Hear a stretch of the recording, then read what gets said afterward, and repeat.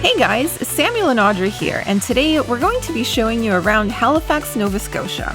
This summer we had the chance to visit Halifax in partnership with Tourism Nova Scotia, and over the course of our visit we went on some fun and unusual tours and also hit up some of the city's must-visit attractions. In this video we'll tour the recently opened George's Island and venture deep into the tunnels, we'll go on a spooky after-hours ghost tour of the Citadel, we'll sail aboard Tall Ship Silva as we sample local Nova Scotia wines, we'll explore the Maritime Museum of the Atlantic where we'll learn more about the Titanic and the Halifax Explosion, we'll ride a colourful amphibious vessel known as the Harbour Hopper, and a whole lot more. The following is our Halifax travel guide, so join us as we share some of the best things to do in Halifax on your visit. Let's go explore, shall we?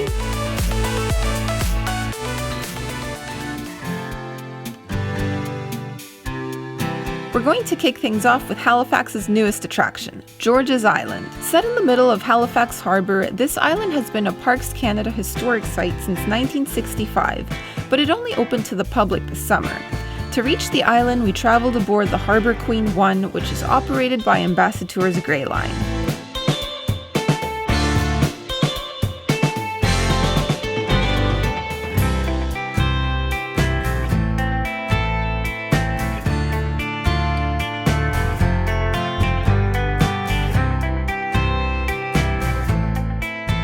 Alright guys, so this morning we are on a little bit of an excursion. We have come to George's Island, which is the newest attraction here in Halifax. It was just a 15-minute ride to get here by boat. We got beautiful views of the waterfront, and yeah, this is a really cool place. We've got a guide who's going to be showing us around, sharing a bit of the history of this place, and yeah, let's go check it out.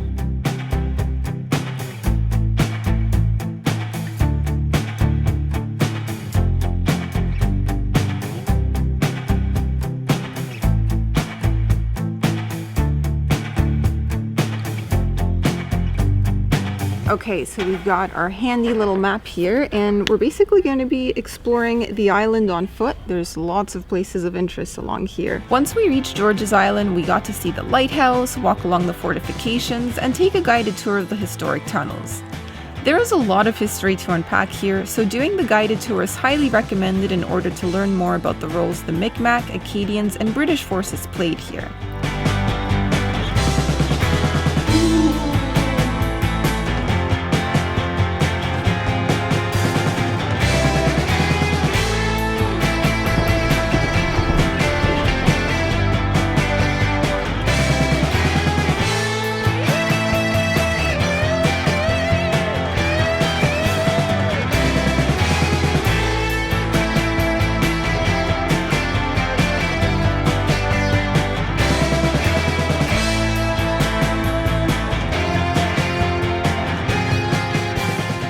That was a great tour. Yeah, we just got out of the tunnels. Just so fascinating to hear the importance of this island as a strategic fort.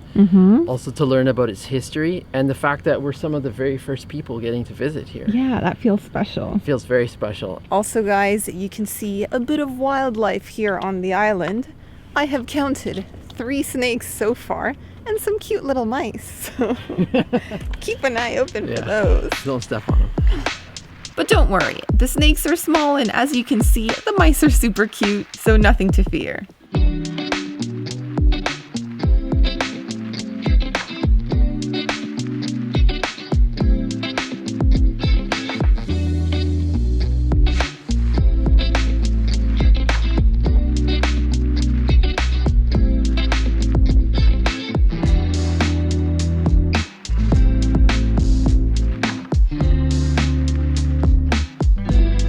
One place we revisited time and time again over the course of our trip to Halifax was the Harbourfront. The boardwalk runs almost 4 kilometers in length, and it's where many of the restaurants, museums, boutique shops, and tour operators are located. There are also plenty of hammocks, benches, and chairs where you can stop and enjoy the view. And you can't miss the drunken lampposts.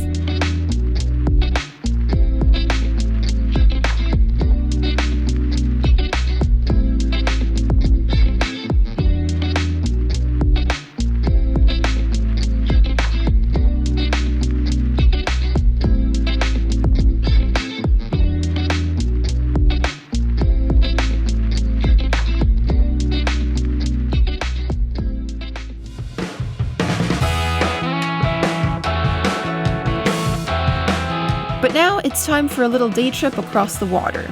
Dartmouth is located on the eastern shore of Halifax Harbour, and it's just a 10-minute ferry ride over.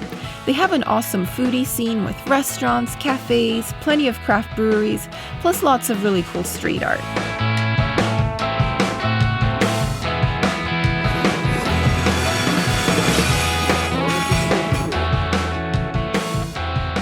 Okay guys, so we just took the ferry over to Dartmouth. It is $2.75 per person to get over to the other side, and it's only a 10-minute ride. Like, it is so close by. So if you're going to be visiting Halifax, you may as well cross over and see what's on the other side of the harbor. Also, you get some amazing views of the Halifax skyline. So we were on the deck snapping photos like crazy, filming a little bit for you guys. Today's a bit of a windy day, but we have beautiful blue skies. It's sunny, so I think we're really going to enjoy our time here. Our plan is to maybe grab a meal on this side and also walk along the Harbourfront trail, which looks really nice, and we'll see what we find along the way. So let's get to it.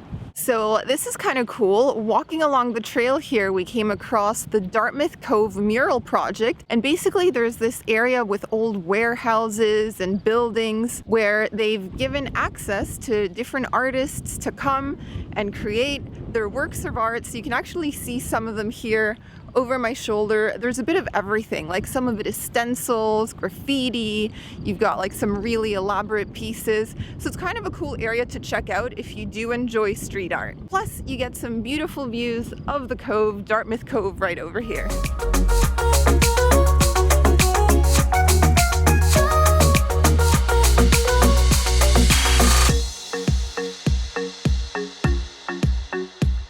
During our visit to Dartmouth, we also tried a delicious lobster roll at the Canteen on Portland. That's crab and lobster in one delicious toasted buttery bun. Now, this is a lobster roll. I am proud. Look at that thing of beauty. Look at the size. It is overflowing with lobster and crab. Yeah. It's a crobster. So let's just bite on in. Look at that. Look at that. I know. You're going to be sharing that. Perfectly toasted. I'm insisting you share. It looks so good.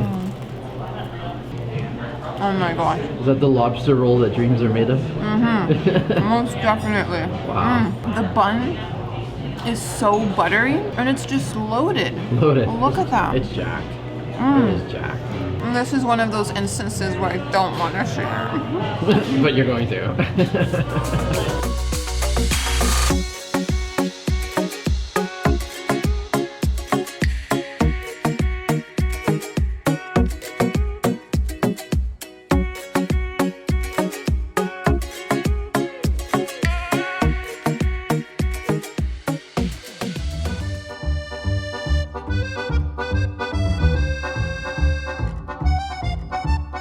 You hungry? Oh yeah. Me too.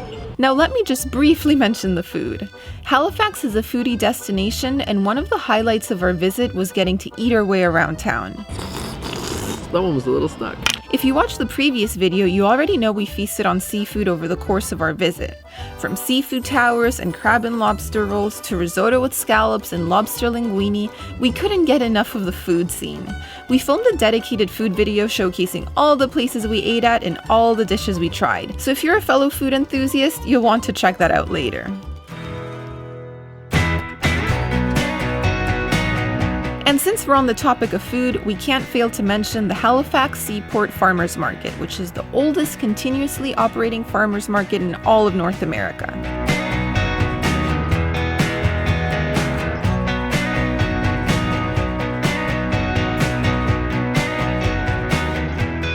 Well, good morning. It is a Saturday here in Halifax, so today we've come down to the farmers market.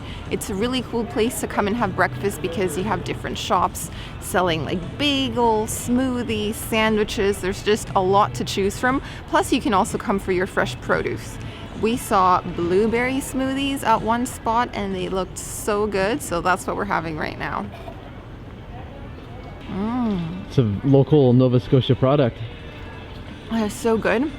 The blueberries are actually from Gore, and we drove through there. Yeah. On the way here, so it's really cool. It makes it a little more special, doesn't it?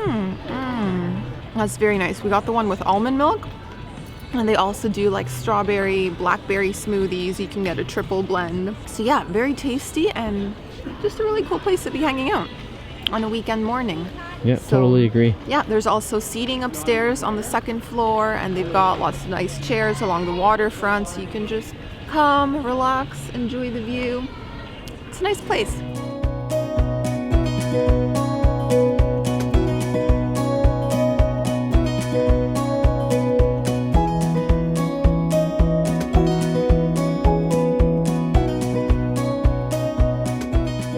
Well, guys, we have come to the Halifax Public Gardens in search of a bit of greenery. Yeah, the lungs of the city here. And it's a nice little slice of tranquility, isn't it? It sure is. And apparently this is one of the finest examples of a Victorian garden here in North America. Yeah, it's So there you go. It's incredible. And I mean, we just kind of came through a bustling area of the city center and to come here and just have just an escape like this. Loving it. Yeah, you can hear the birds chirping. It's so calm. The sun's going down. This is great. As we walked through the Halifax Public Gardens, we came across a bandstand, fountains, ponds, statues, wrought iron gates, and plenty of flowers in bloom. We really enjoyed this spot, and it's super close to the Citadel, so you can easily visit these two places together.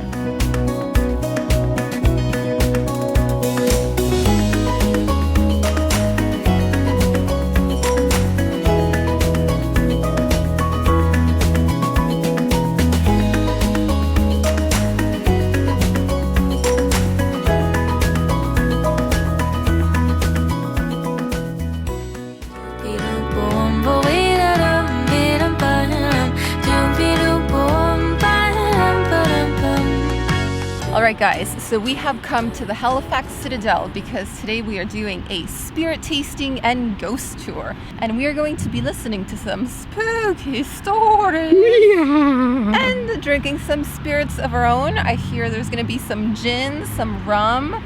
We'll see what else, but it sounds like a really fun way to visit the main attraction in the city. So why not do something a little different, right?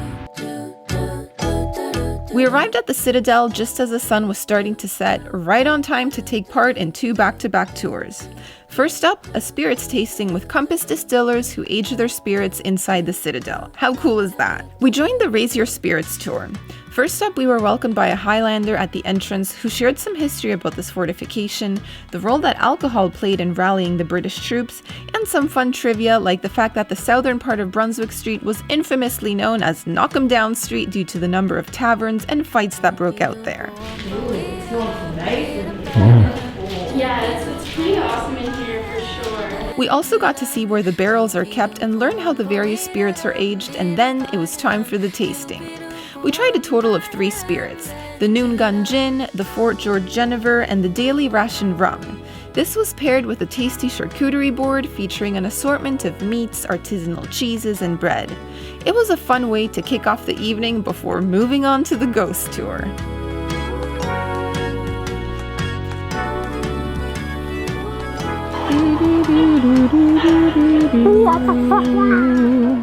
We are starting the ghost tour.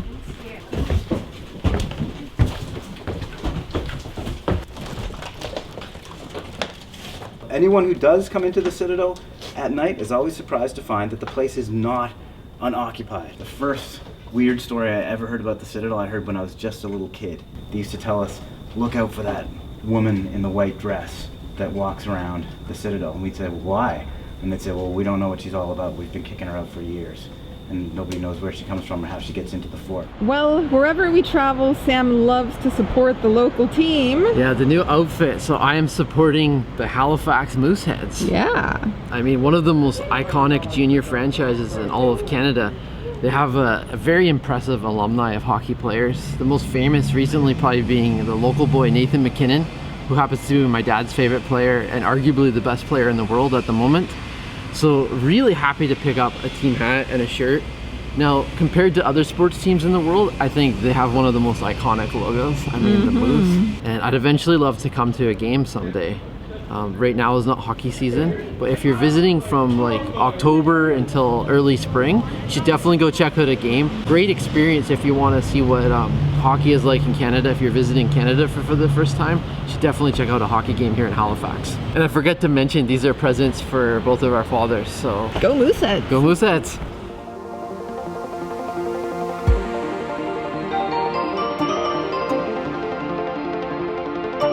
Next up, we visited the Maritime Museum of the Atlantic.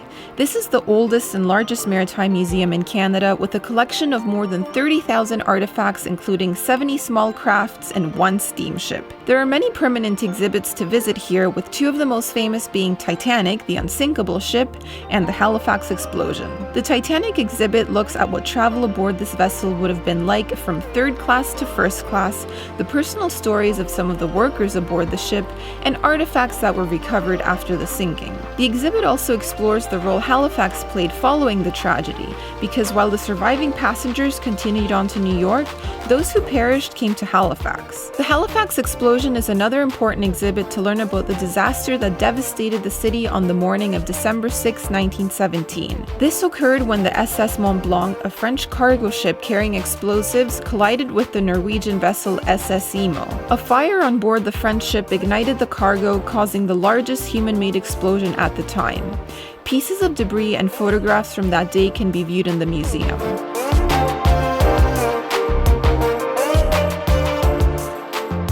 So that was our visit to the Maritime Museum of the Atlantic. Thoughts?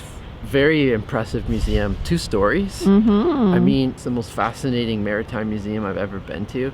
Just so interactive, so many fascinating displays. I love the model ships, far more than just the Titanic. Although there's some great information about the Titanic too. Like, I'm not a huge museum person, but I can honestly give this a very generous 2 thumbs up as a place to visit when you're in Halifax. And as a tip, once you're on the 2nd floor of the museum, there's an observation deck you can come out to. That's where we are right now. And also something really interesting too is on Tuesday afternoons it's free, and we're visiting on a Tuesday afternoon, so we paid no admission. Yeah, it's free between 1 and 4 p.m. Yeah, definitely check it out. We mentioned earlier that the Maritime Museum of the Atlantic has a steamship on display, and that's the Acadia. She was the first vessel specifically designed and built to survey Canada's northern waters, and her career took her from the icy waters of Hudson's Bay to Nova Scotia's South Shore. At the end of her career, she was used to chart the coast of Newfoundland, and she also holds the distinction of being the only surviving ship to have served the Royal Canadian Navy during both World Wars. While we were exploring the Harbourfront, we came across the HMCS Sackville. This is a corvette or small warship that served in the Royal Canadian Navy and later as a civilian research vessel. The Sackville was designated a National Historic Site of Canada due to her status as the last Flower-class corvette known to exist. The Flower-class corvette was a British class of 294 corvettes used during World War II. She is now parked on the Harbourfront as a museum ship.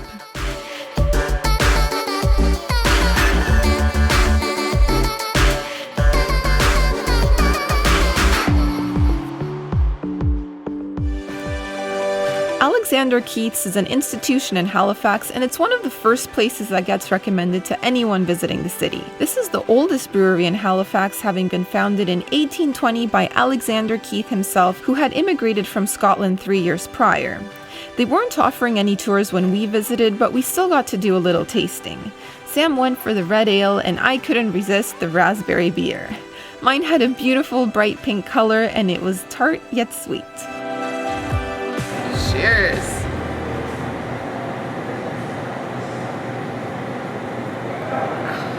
Oh, that is good. Oh yeah, that's right up my alley. Seriously?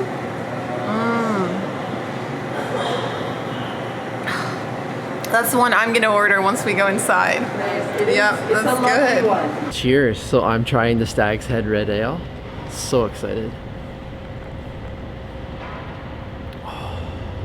Delicious.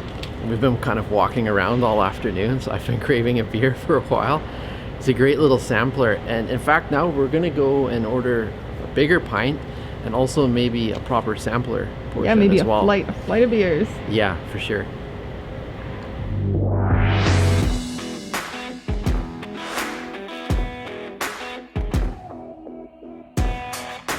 Another really fun tour we did in Halifax was Wines on the Water aboard Tall Ship Silva, which is a 130-foot schooner that was built in Sweden in 1939.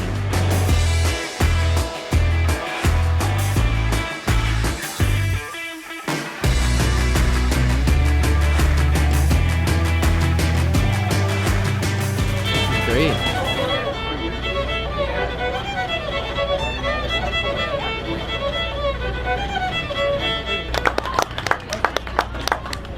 So this evening we are doing a really fun tour. This is called Wines on the Water. We're going to be out sailing for 2 hours, sampling 5 different Nova Scotian wines. Perfect weather, nice little breeze.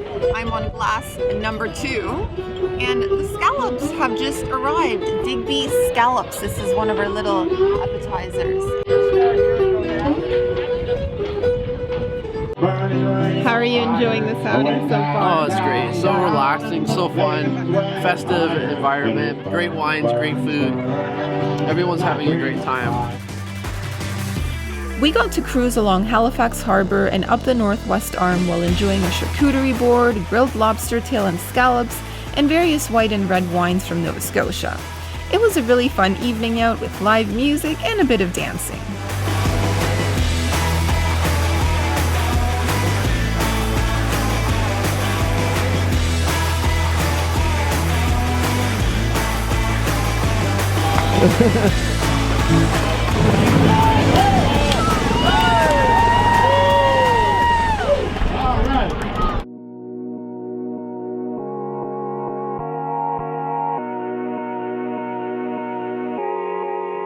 So right now we're at Pier 21, which is where the Canadian Museum of Immigration is located.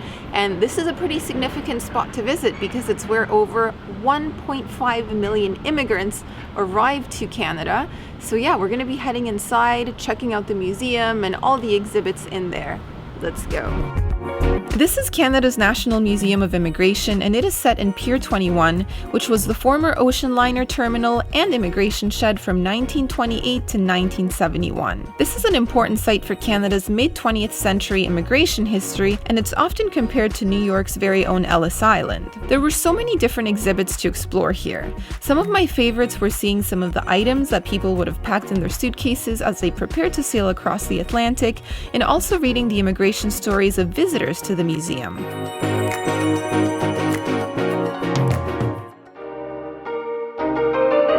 Another thing to do when you're visiting the Harbourfront is to enjoy some ice cream.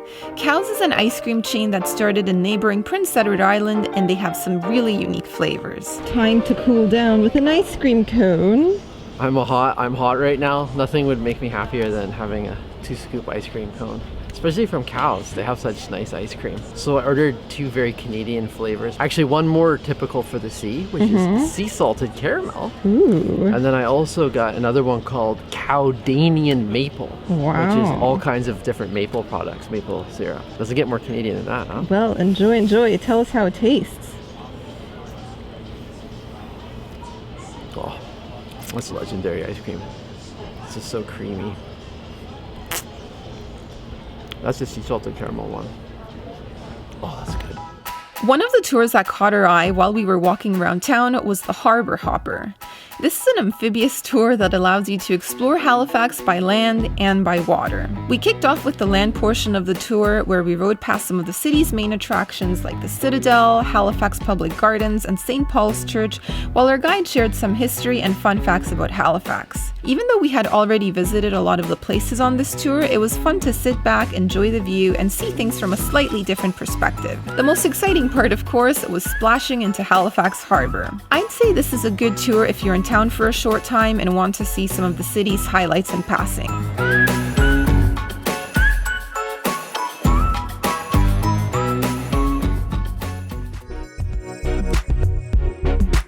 So you've already seen us visit the Citadel for the spirits tasting and the ghost tour, but you know what? We decided to visit once more in the daytime. As fun as both tours were, we realized we didn't get to explore much visiting in the evening, plus we also wanted to see the noon gun. Okay, so if there's one place that you cannot miss visiting when you come to Halifax, it's obviously the Halifax Citadel. This is a star-shaped fort that sits on a hill overlooking the city and the harbourfront. And there's actually been 4 different forts on this very site at one point. And what's kind of unique about this particular fort is that it was never attacked, yet it served its purpose in keeping forces away and defending this very spot.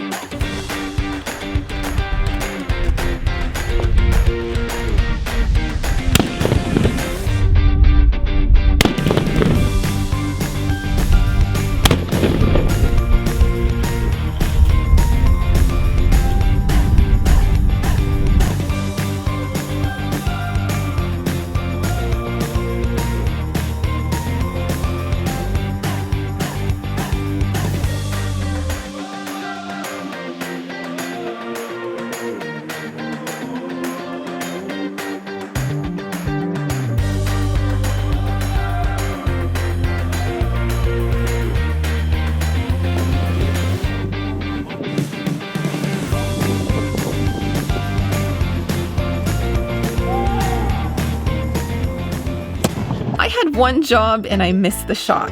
What can I say? I was quite startled when the gun went off, and apparently my first instinct was to stop the record button and nearly drop the camera. So what I love most about the fort is that there are a number of different experiences you can have here. We were just here for the noon gun. Also, there's a number of people that are dressed in character, and they're all so informative. Like, we've learned so much history about the site. There's an exhibit related to World War II of when the Canadians were storming Normandy at Juno Beach. We also came here in the evening for a gin tasting and also a ghost tour. So, I mean, there's just so much to do here kind of at all hours of the day.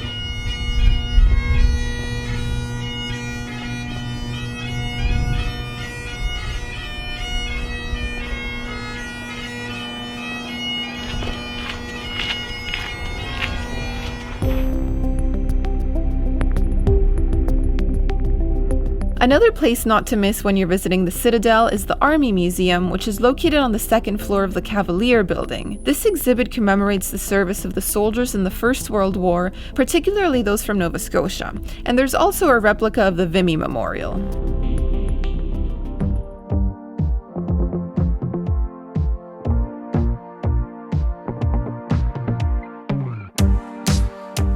Okay, so we have come to our next tourist attraction here in Halifax, St. Paul's Anglican Church. And this is the oldest building in all of Halifax, and it is also the oldest Anglican church in all of Canada. And one interesting reason to visit is because when the Halifax Explosion took place, a piece of debris impaled itself in one of the church walls, and the glass in one of the windows shattered in the silhouette of a man. So let's go in. So it turns out the church wasn't open that day, but we didn't know this and we accidentally wandered in after someone had left the door unlocked. We made it about halfway down the nave before a volunteer spotted us. So all this to say that we didn't get to see the explosion window or the piece of steel debris that brings so many visitors here.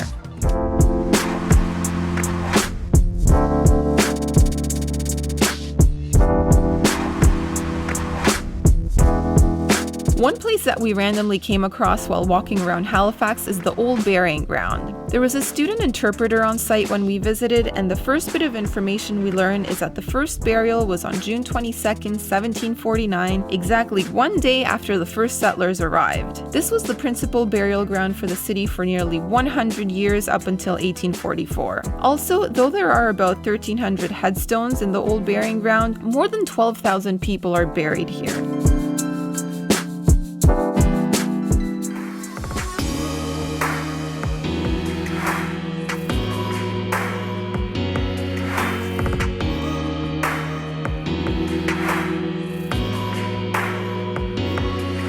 If you have a bit of time in Halifax and you enjoy working out or just going for long walks, there's Point Pleasant Park. This park is located in the south end of the Halifax Peninsula in a historic 75-hectare wooded area. Here, visitors can view early fortifications, stroll along rocky beaches, or just enjoy the 39 kilometers of winding trails. It's a good place to clear your head and get some fresh air.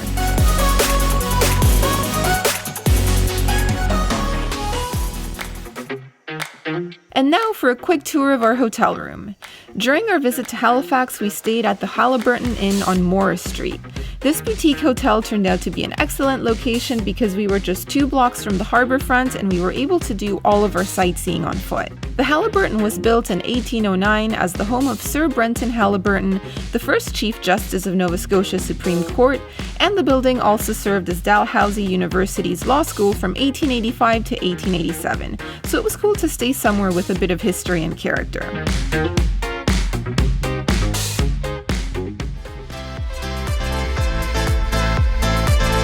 And that is it for our Halifax travel guide. We hope this video gave you some ideas of things to do on your own trip. We know we didn't get to do it all, so if you have any other suggestions of things to do in Halifax that you'd like to share with fellow travelers, leave those in the comments below. Thanks again for watching, and we'll see you soon with some adventures around Nova Scotia's South Shore. Bye!